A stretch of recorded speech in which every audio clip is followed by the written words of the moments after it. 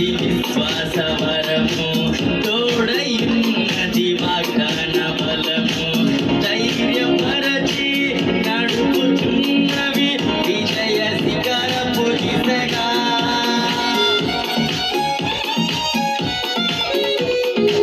నాలో ఉన్నది విశ్వాసవరము, తోడైన్నది వాగ్దాన బలము, ధైర్యపరచి నడుపు